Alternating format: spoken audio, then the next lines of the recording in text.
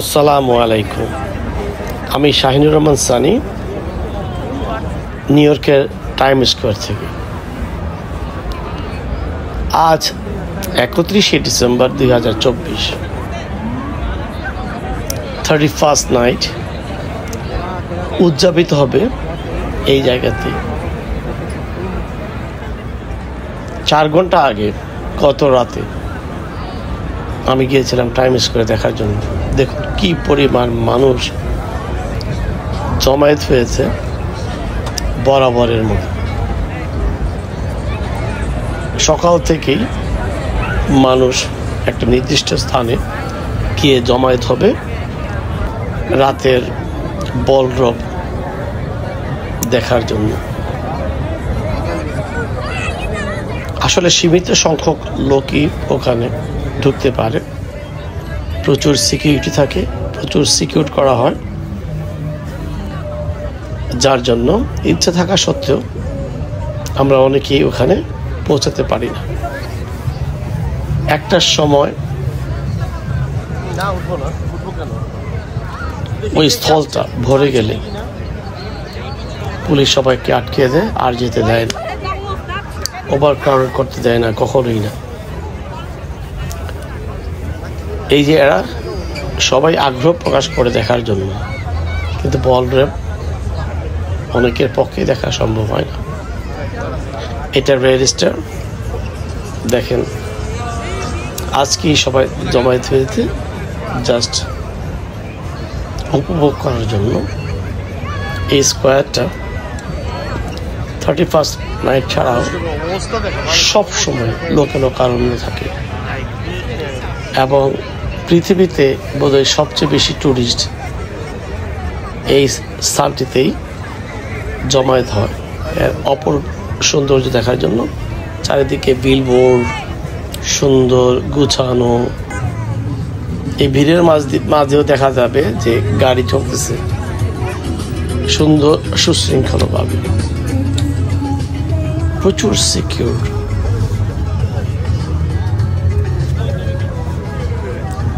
Time square সম্পর্কে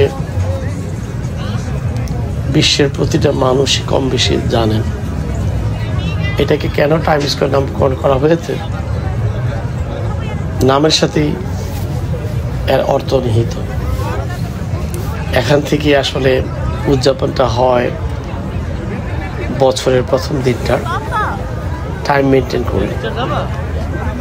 একটা বল drop দেখবেন আপনারা এখানে, কিয়া লেখা আছে, কিয়া স্পন্সর করা। কিয়ার উপর একটা বল থাকবে, আমি দেখাচ্ছি আপনাদের। এই যে কিয়া লেখা যাচ্ছে, ওর উপর একটা লাল যে পজিশনটা দেখা যাচ্ছে, ওই পজিশনটার মধ্যে একটা বল লাগিয়েছে ওরা। ঠিক এখানেই কালকে কাউন্টডাউনের মাধ্যমে বল ড্রপ হবে এবং নতুন বছরকে বরণ করে নেবে।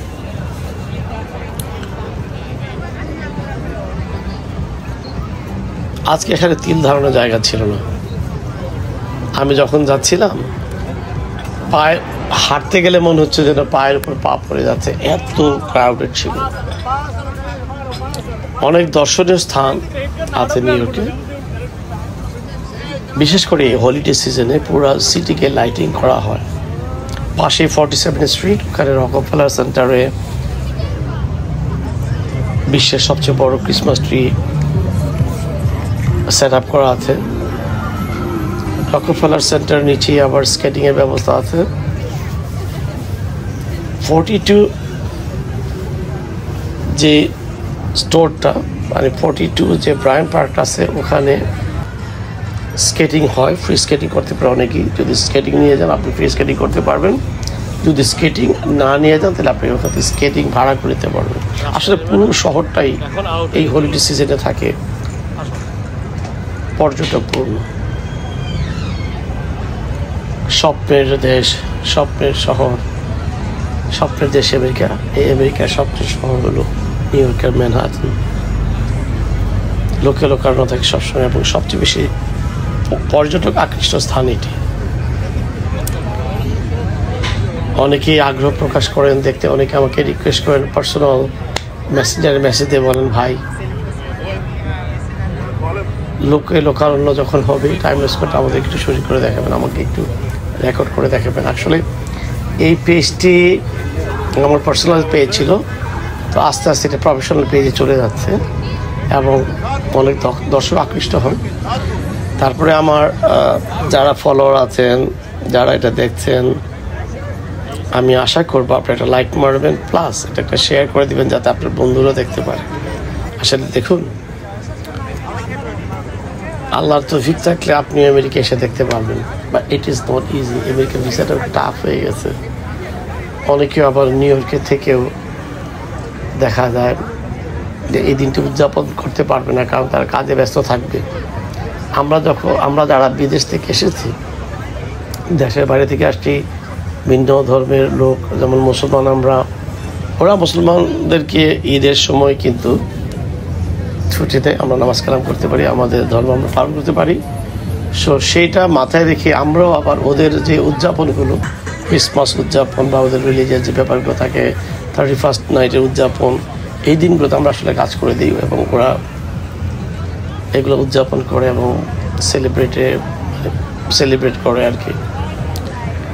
তো অনেকেই আমরা নিউ ইয়র্কের থেকেও দেখতে পারি না, আমিও কালকে দেখতে পারবো না, আমাকে প্রচুর কাজ করতে হবে।